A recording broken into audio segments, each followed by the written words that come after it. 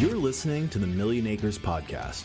Our mission at Millionacres is to educate and empower investors to make great decisions and achieve real estate investing success. We provide regular content and perspective for everyone, from those just starting out to seasoned pros with decades of experience. At Millionacres, we work every day to help you demystify real estate investing. Hello, I'm Deidre Woolard, an editor at Millionacres, and thank you so much for tuning in to the Millionacres Podcast. Today, we're going to talk about sports real estate, which I think is just fascinating, and soccer in specific. And so it's fascinating to me, too, because this growth of professional soccer has led to all of these opportunities for different sizes of cities all around the country. So my guest today is Justin Papadakis. He joined the United States Soccer League in December of 2014 when he was named the president of commercial ventures. In 2016, he began his role as chief operating officer, and then he added chief real estate officer to his title.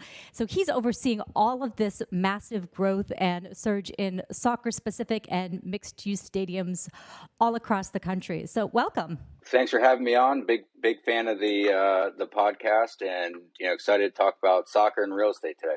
Excellent. So soccer has grown tremendously in the country. What are you seeing in terms of the growth of the sport and the interest in seeing games that kind of didn't used to exist maybe 20 or 30 years ago? Exactly right. So if you go back 20 years, the trajectory and growth of soccer from a youth participation level has been significantly rising. Going back about 10 years ago is when the professional side of the sport really started to take off within the United States.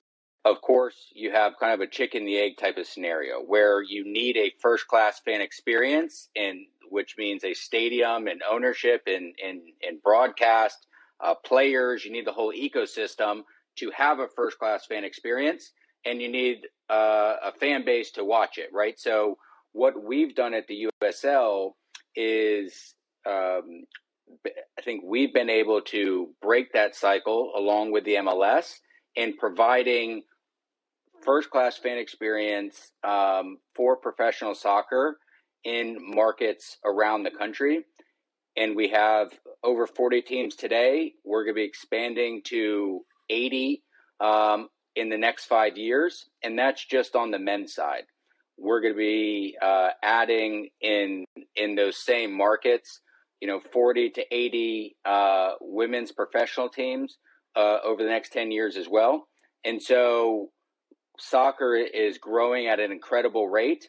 And the USL, we have I think a unique opportunity in why I believe I'm the only chief real estate officer from any of the professional leagues in the United States, because we have so much of a real estate centric approach where USL at the league level is going out and spearheading these stadium anchored entertainment district developments all across the country. Interesting. So because you've got so many teams, it's far different than like other professional sports, and you're able to go to some of these cities that may not have a professional sports venue.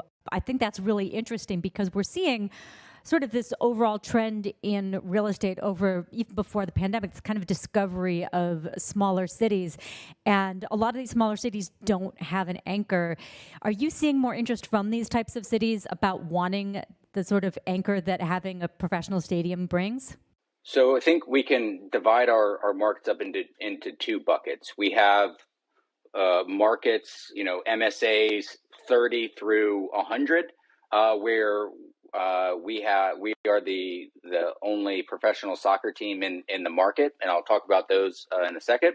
And then we have markets, your top 1 through 30 markets, like a New York City, where what we're seeing is even within those markets, this real move for localization. So our team in Queens that's starting in 2023. They're not trying to be New York's team. They're trying to be Queens's team. And within Queens, you have 2.2 million people. If we look at Long Island and Brooklyn and Fairfield, Connecticut, those adjacent markets that are part of the larger New York Metro, we believe that the the move now is for more tribalism, and people are really excited to represent their local community where they're from more than the super large regional community where that community exists within. If we look at the markets 31 through 100, as you mentioned, I think especially post-pandemic, where individual young professionals and families can really choose where they live, with housing prices, really escalating throughout the country. So many young people, and young people make up, the significant portion of our of our demographic in soccer. Especially compared to baseball, for example.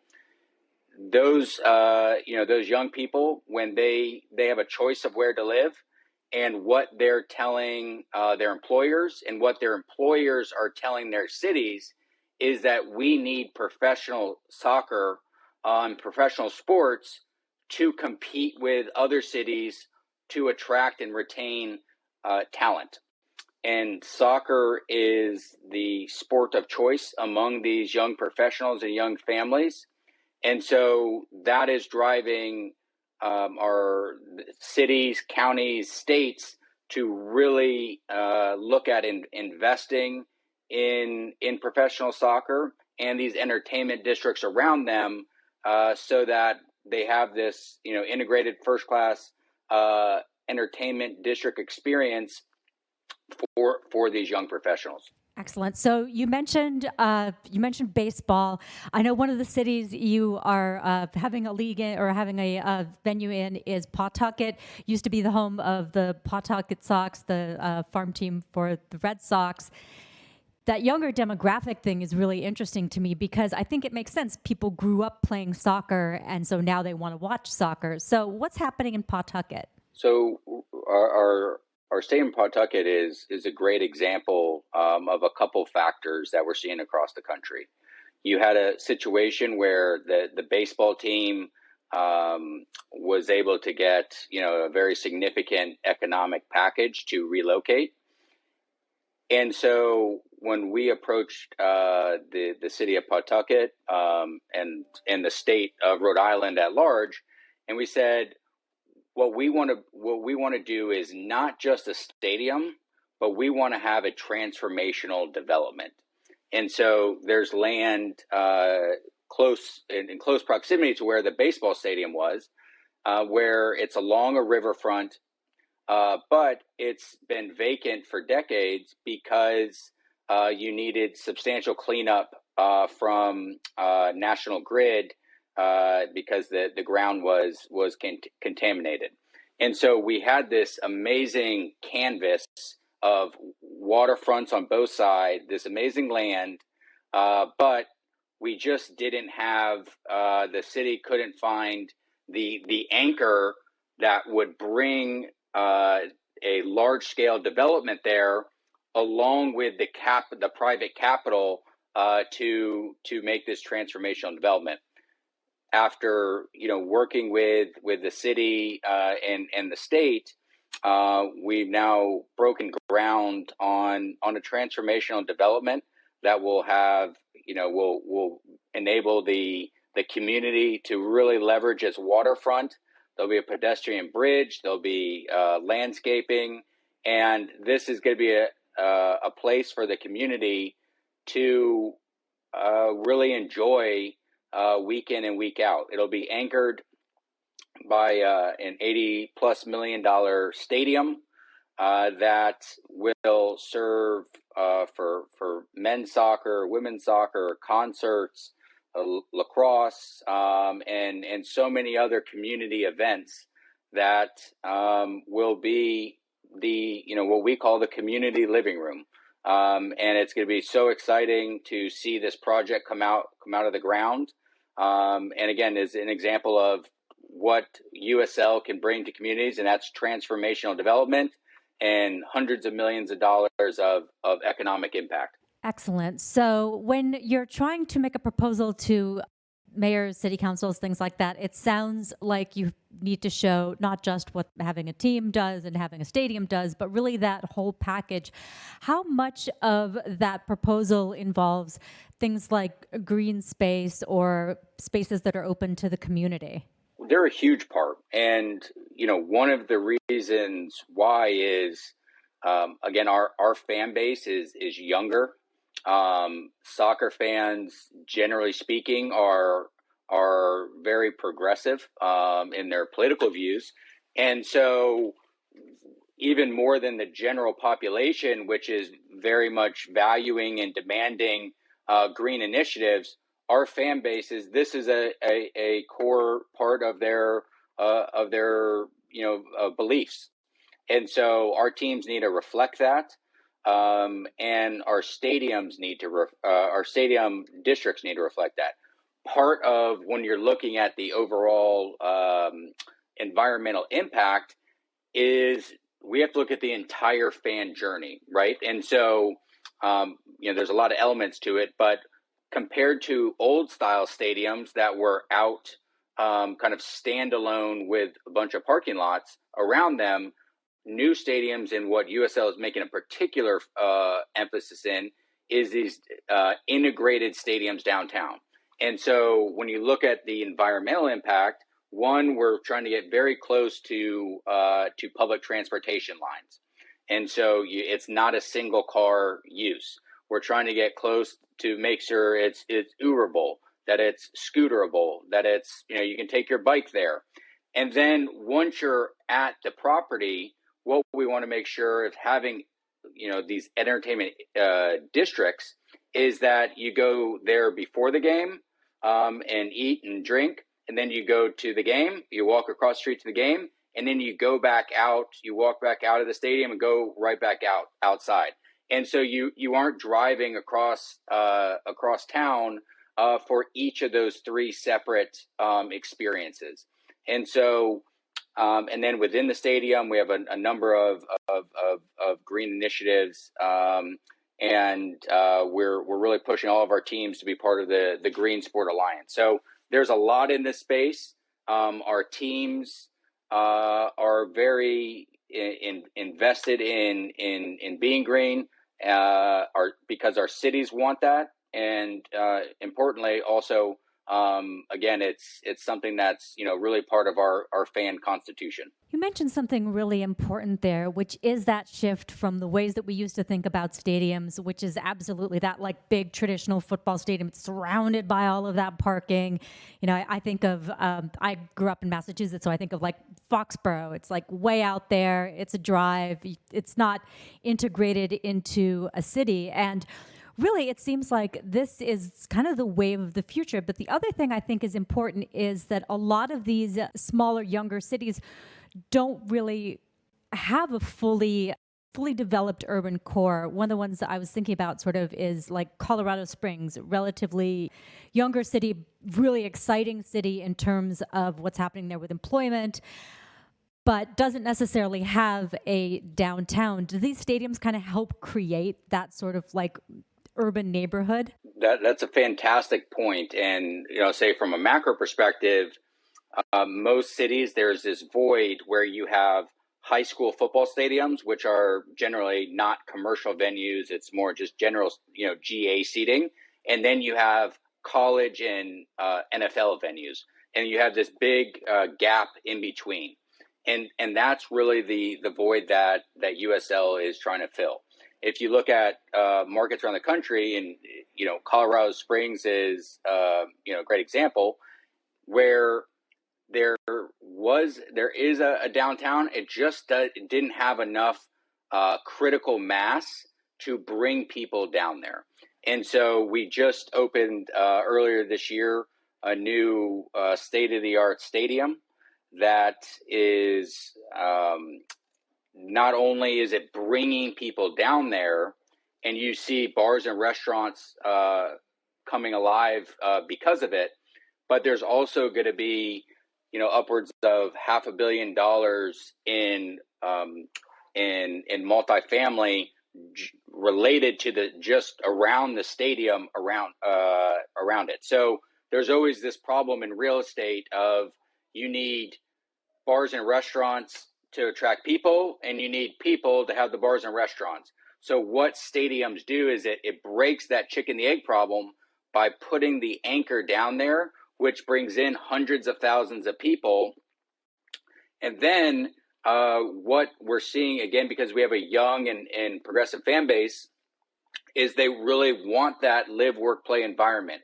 And so Colorado Springs, if you're a millennial listening and you want that experience, there's an apartment building being built right behind one of the goals in our stadium there, that you can have dinner, go out on your balcony, and you'll be looking right into the stadium. And so you can walk down to the coffee shop outside of the stadium, and at night you can also go out for a beer in the new breweries. Interesting about Colorado Springs is, again, with all this development happening, several hundred yards away is an old factory, that massive factory that has the most beautiful views overlooking the mountains, that sits in between the stadium and the mountains. And that just got approved to be decommissioned, and that's going to be by itself another $1 billion development. What makes that area now attractive for real estate developers is that this part of downtown now has the critical mass to enable that multi-billion-dollar development to happen. So that is, again, what we're so excited about the USL is not only are we creating great soccer, but we are having true transformational development and economic impact within our cities. Interesting. So when you're looking at a city that you want to be in, the demographics are right. How does the process of trying to find the land start? Are you looking for shovel ready? Are you trying to find something that can be reused, looking for infill? What does that look like? It's a great question. And with us being active and working on 35 of these projects around the country right now, of course, every market is a little bit different. What we've really tried to focus on is how can we make this transformational development happen across very different types of property. So in Rhode Island, we had an old site that we had to clean up, and National Grid is stepping up to clean that up. In Des Moines, we have a Superfund site that we've worked on that now going to be a $550 million entertainment district. And then Colorado Springs is another example of land that just wasn't investable from a real estate perspective because you didn't have the critical mass. And we have, again, 35 examples in between those in a lot of different variations. A big part of what we do is we really have to engage our city, county, and state partners to identify land and see, where can we make the most impact, because we have the scale to transform and bring that critical mass. We can go to areas of town that haven't been able to get off the ground, haven't been able to convince private capital to come in, and we can transform those parts of town because we have that anchor to do that. So there's not one size that fits all. And to your point, at the beginning of the broadcast, what we've shown and proven now across the country is that we can do this in Queens, in top 30 MSAs, and we can do this in smaller cities. So this opportunity is more than just New York, LA, Chicago. This can happen in smaller cities around the country as well, because USL is so investable from an asset, and because the stadium now serves as this anchor which can attract bars, restaurant, hotels, office, retail, that can make for very exciting standalone real estate projects. So interesting. So on that Des Moines, it's Superfund site. So are there some tax incentives there? Are you finding that you're using sort of private-public partnerships to fund these? Yes.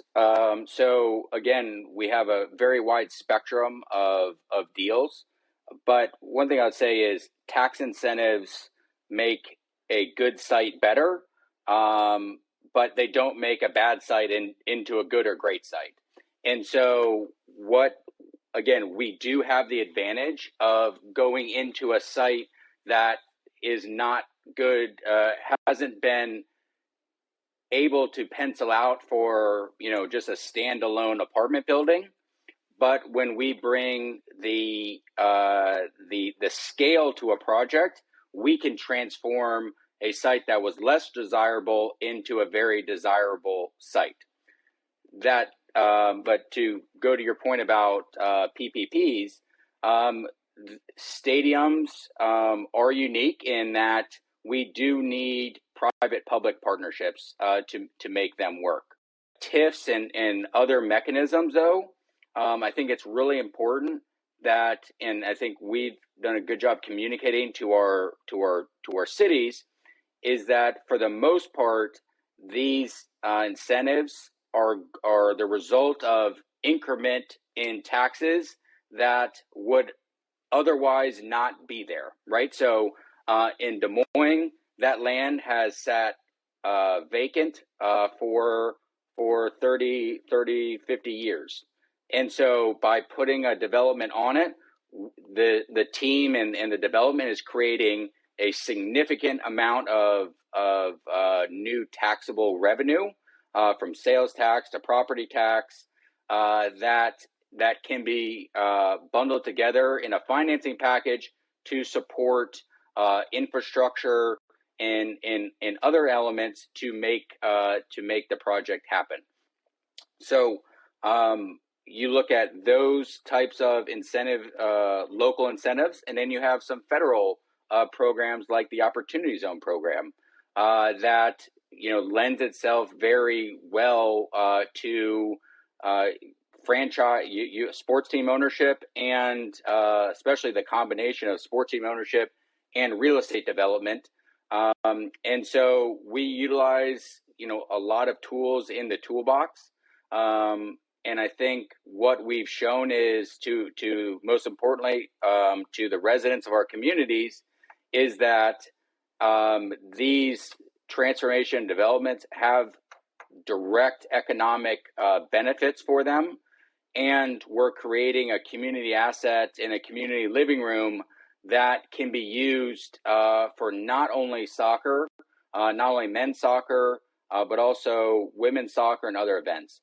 The last point I'd make is historically, in public use of public dollars for stadiums across MLB, NHL, NFL, MLS, those and minor league baseball, one common denominator there is that only men play in those stadiums.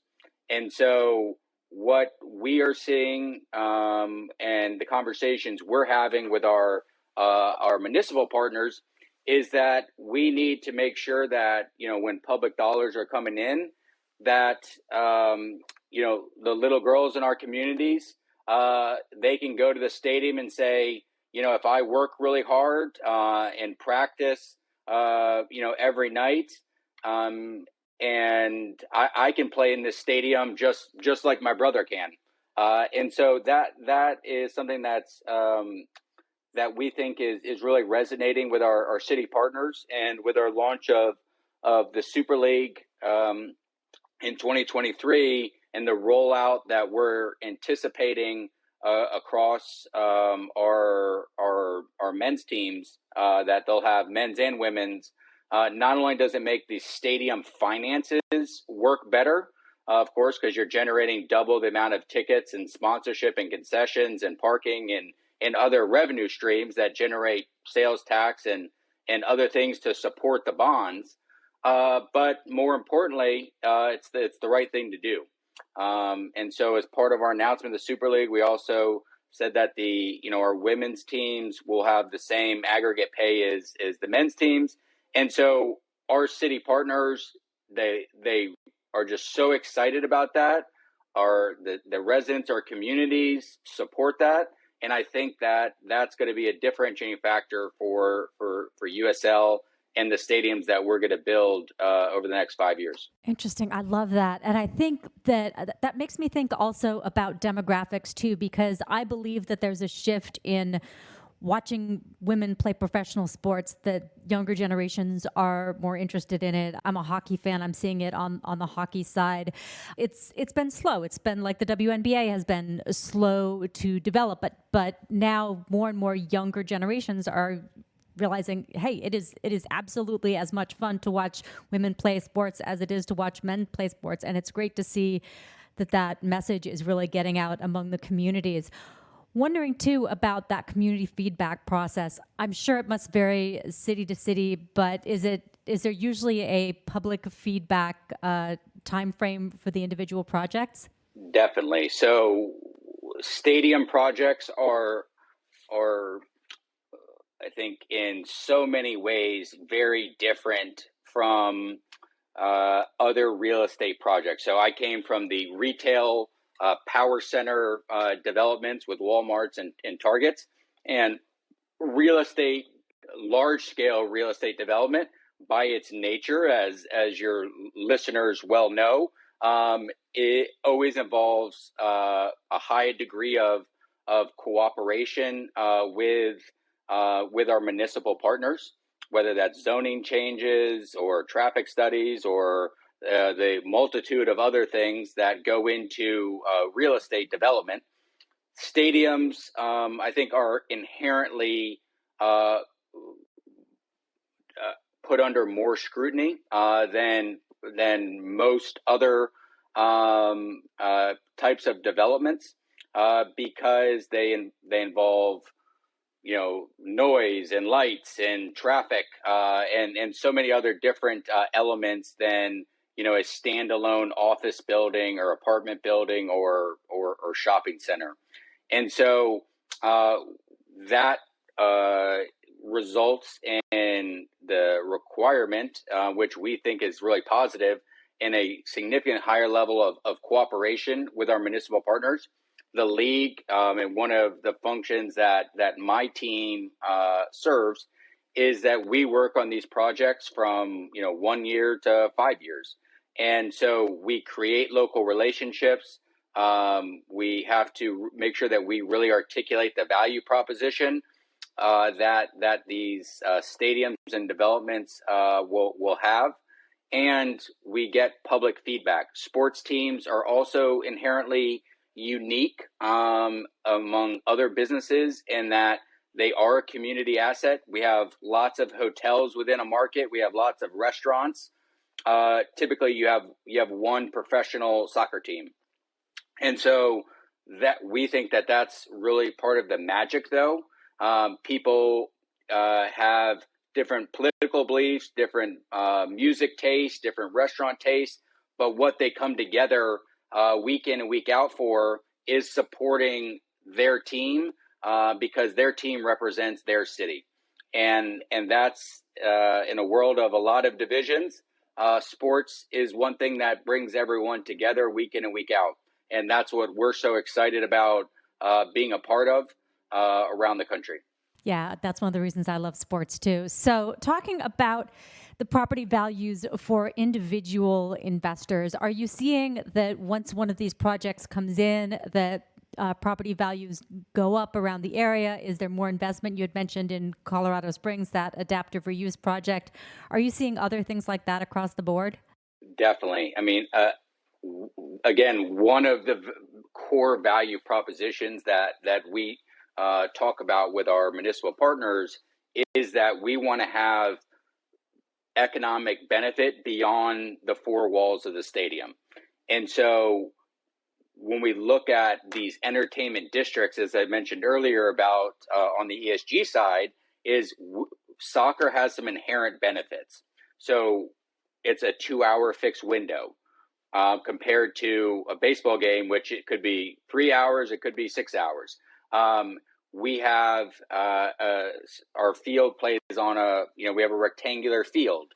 And so we can do soccer, men's soccer, women's soccer, lacrosse, concerts. We can do a whole bunch of things within the venue easier than, baseball stadiums, for example. And then we have this culture in soccer that's different than American football, for example, where there isn't a tailgating culture where you bring you BYOB, right? And you go sit in the parking lot, you eat, and then you go to the game and you go home. So in soccer, our fans go out to the bars and restaurants before. They all kind of march together over to the stadium. They know it's going to be, the game starts at 7, it's going to be over at 9. And so again, because we have a very young demo, they're not going home at 9. Most people are going out, they're walking across the street and going out again. And so that is a key part of, again, when we look at the fan journey, is we need to bring all of that together. And we want hopefully a significant portion of the spending that occurs outside of the stadium. Because of that, and because, as I mentioned, we can really leverage the stadium for so many events beyond just soccer. And now we have women's soccer and lacrosse and concerts that we're bringing hundreds of thousands of people every single week down to the stadium, that the bars, restaurants, hotels, retail, they have this constant traffic flow so that they can have very successful businesses. The result of that is also people want to live down there. They want a differentiated experience. And so living where you can look into the stadium is very appealing to our demographic.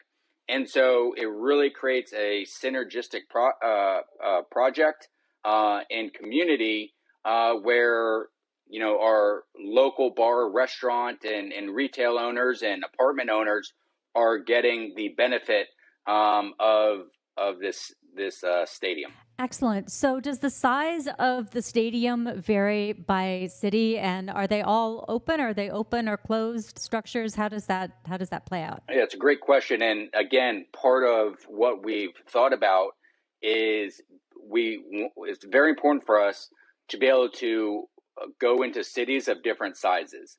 And so we have stadiums from 5 to 15,000 seats.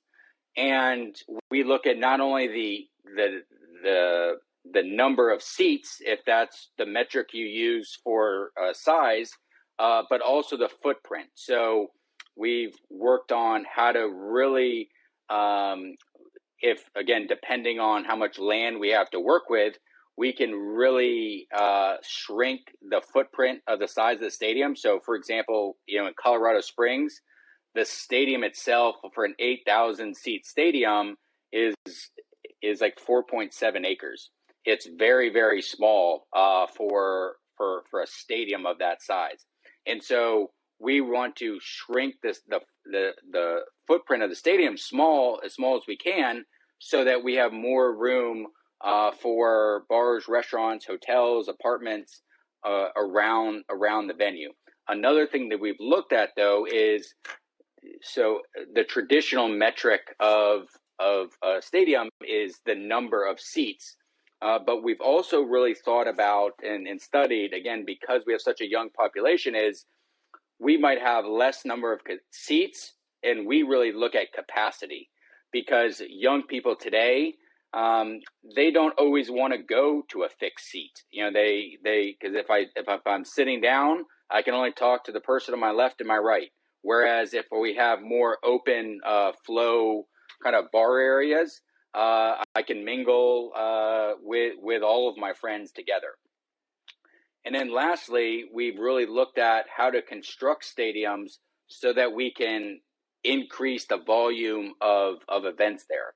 So, for example, by putting a permanent stage behind one of the goals, we can significantly reduce the fixed cost of a concert because the infrastructure is already there, as well as significantly reduce the turnaround time where we can have a soccer game on Friday night and a concert on Saturday night.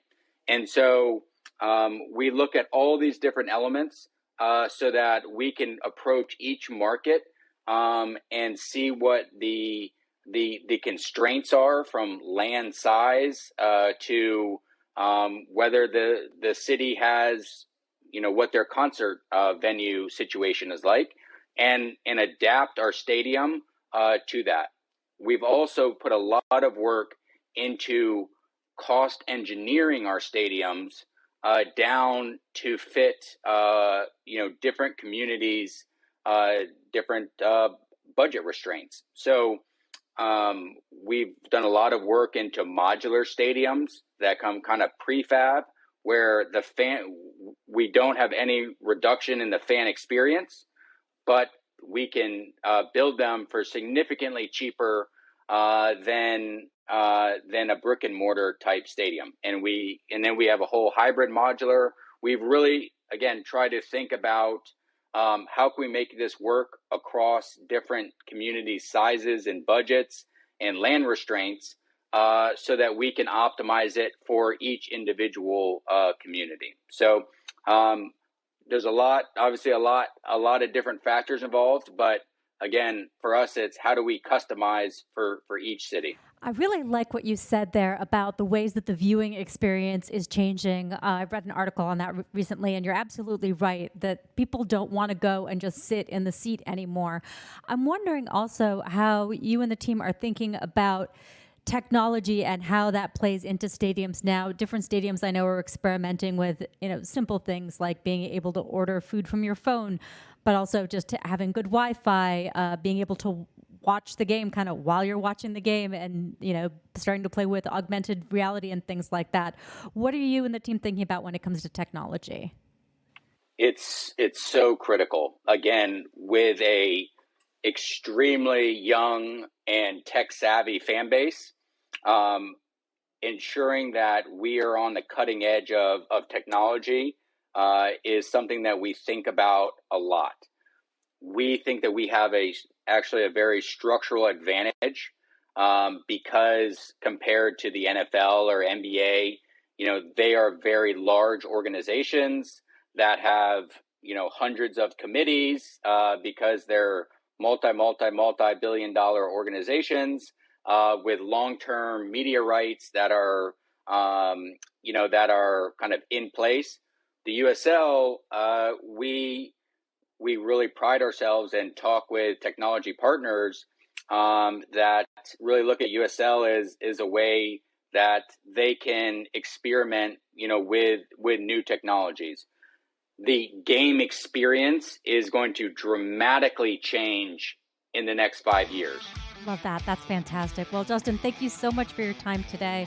Reminder to everybody listening, you can learn more at uslsoccer.com. Stay well and stay invested. Thank you for tuning in to the Millionacres Podcast. I hope you liked today's show. If you enjoyed this episode, please consider subscribing through your favorite podcast provider. If you have any questions, please feel free to drop us a line at help@millionacres.com. Stay well and stay invested. People on this program may have an interest in the deals, offerings, or services they discuss that Millionacres or the Motley Fool may have a formal recommendation for or against. Always consult a certified tax professional before acting on tax advice, and do not buy or sell assets based solely on what you hear.